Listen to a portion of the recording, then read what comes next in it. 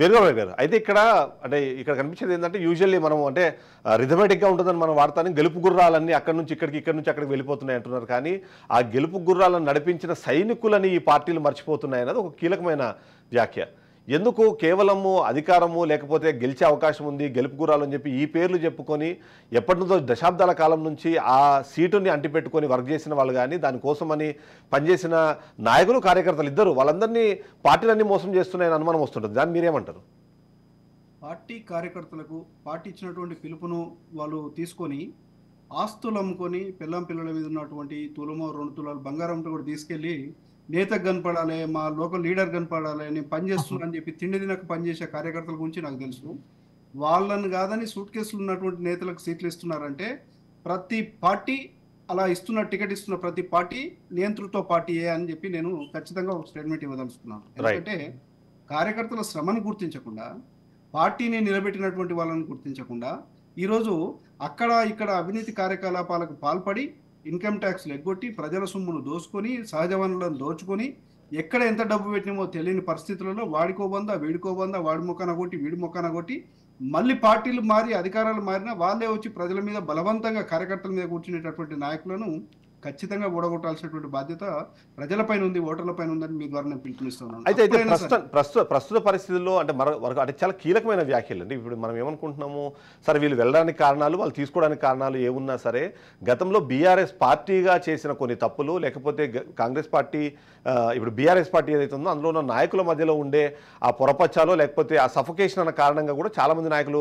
Party మారే ఆలోచనలు చేస్తున్నారని కూడా ఒక మాట వినిపిస్తుంది. ఎందుకంటే మనం చూస్తున్నాము అటు కేటీఆర్ దగ్గరికి వెళ్తే కవితకి వెళ్తే హరీష్ రావుకి వెళ్తే సంతోష్ కోపం అని చెప్పి ఈ టైంలో వాళ్ళ మధ్యలో కోపతాపాలను తట్టుకోలేక కూడా కొద్దిమంది కార్యకర్తలు పార్టీ నుంచి పక్కకు తప్పుకుంటున్నారు. ఇప్పుడు నాయకులు కూడా అదే వైపుగా వెళుతున్నారని ఒక మాట కూడా వినిపిస్తుంటుంది. మళ్ళీ దాన్ని ఎలా చూడాలంటారు? చిదంబరం గారు, నాకు ఒక్క నిమిషం సమయం ఇవ్వాలి.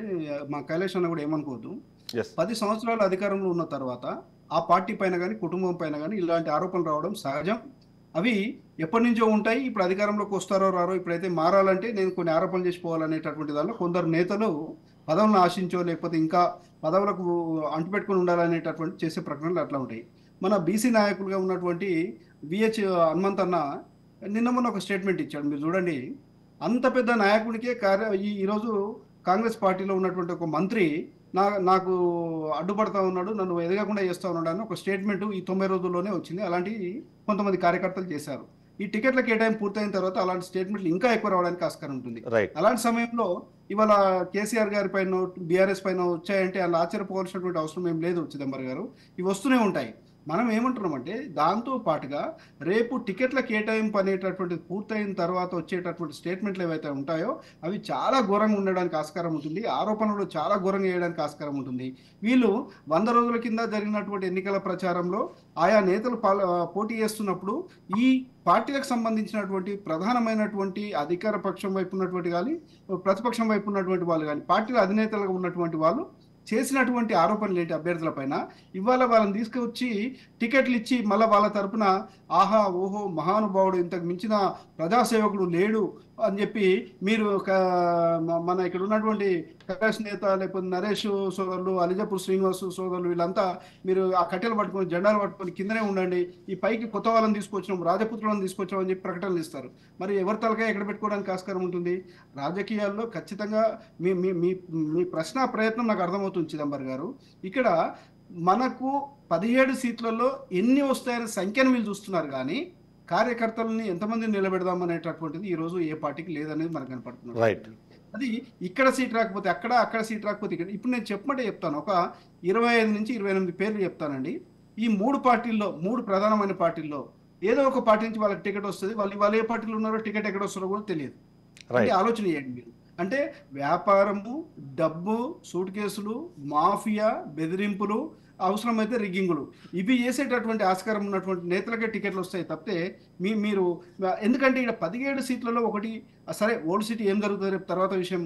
మళ్ళీ మా అలిజపూర్ సింగన్నకు కోపం వస్తుంది, అదో మేము బీజేపీ గెలుస్తున్నామంటారు, అది వేరే విషయం. కానీ 16 సీట్లలో మా సంఖ్య ఎంత ఉన్నటువంటి దానిలో మా 6 8 అయితే మేము 50% గెలిచాము, 9 అయితే 9 రోడ్ల 18 ఉన్న సీట్లు 17 మేము 50% కంటే ఎక్కువ గెలిచామని లెక్కలు వేసుకోవడానికి. ఇంకొక వైపు కాంగ్రెస్ నుంచి ఏమొస్తుంది, ఎమ్మెల్యే స్థానాలకు సంబంధించినటువంటి దానిలో సెగ్మెంట్ వారీగా వచ్చినటువంటి ఓట్ల శాతము తగ్గకుండా ఎంపీకి పడితే మాకు 11 నుంచి 12 ఎంపీ స్థానాలు రావాలి కాబట్టి వాటి కోసం మేము ప్రయత్నం చేయాలనుకున్నప్పుడు మా దగ్గర ఉన్న కార్యకర్తల కంటే నేతల కంటే బలమైన వారిని తీసుకొచ్చి టికెట్ ఇచ్చి గెలుపొందించుకుంటామని చెప్పి వాళ్ళు ఆలోచన చేస్తా ఉన్నారు. కాబట్టి ఇవన్నీ కూడా ఈక్వేషన్స్ అన్ని కూడా నెంబర్ గేమ్ చుట్టూ, అదేవిధంగా ఆర్థికంగా బలమైనటువంటి నేతల చుట్టే తిరుగుతా ఉంది.